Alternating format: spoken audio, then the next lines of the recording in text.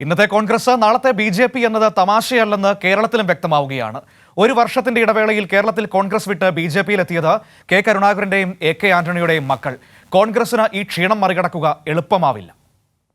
കരുണാകരന്റെ മക്കളായാലും ആന്റണിയുടെ മക്കളായാലും അവർ ജനിച്ചത് മുതൽ വിശ്വസിക്കുന്നതും കാണുന്നതും കോൺഗ്രസിന്റെ രാഷ്ട്രീയമാണ്. കുഞ്ഞുനാൾ മുതൽ അച്ഛനും അമ്മയും പറഞ്ഞു തന്നതും ഞങ്ങൾ കണ്ടതും എല്ലാം കോൺഗ്രസ് നേതാക്കളുടെ ത്യാഗത്തിന്റെ കഥകളാണ്. അങ്ങനെ വളർന്നൊരാൾ എന്തുകൊണ്ട് പാർട്ടി വിട്ടു? 2023 ഏപ്രിൽ 7 അനിൽ ആന്റണി കോൺഗ്രസ് വിട്ടതിനെതിരെ പത്മജ വേണുഗോപാൽ ഫേസ്ബുക്കിൽ എഴുതിയതാണിത്. കൃത്യം 11 മാസങ്ങൾക്കിപ്പുറം 2024 മാർച്ച് 7 പത്മജയുടെ മറ്റൊരു ഫേസ്ബുക്ക് പോസ്റ്റ്. ഇന്നത്തെ കാര്യമല്ലേ പറയാനാവൂ, നാളത്തെ കാര്യം പറയാനാവില്ലല്ലോ. തമാശയെന്ന് പത്മജ തന്നെ പറഞ്ഞ ആ കാര്യം പക്ഷേ തമാശയായിരുന്നില്ലെന്ന് 24 മണിക്കൂർ പിന്നിടും മുൻപേ തെളിഞ്ഞു.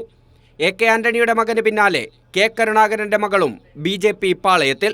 പ്രധാനമന്ത്രി നരേന്ദ്രമോദിയെക്കുറിച്ചുള്ള BBC-യുടെ വിവാദ ഡോക്യുമെന്ററിയിൽ പാർട്ടിയുടെ നിലപാടിനെ വിമർശിച്ചായിരുന്നു അനിൽ ആന്റണി കോൺഗ്രസ് വിട്ടത്.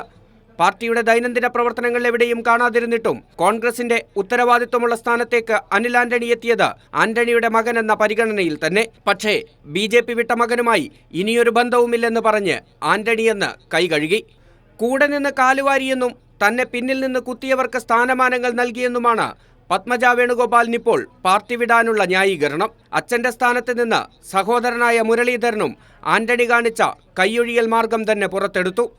കെ കരുണാകരൻ ഒരു കാലത്തും വർഗീയതയോട് സന്ധി ചെയ്യാത്തതാണ്.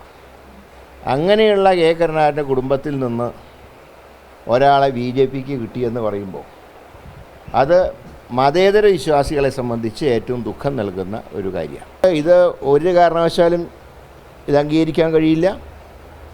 ഇനി ഒരു തരത്തിലുള്ള ബന്ധുവാരുമായിട്ടില്ല.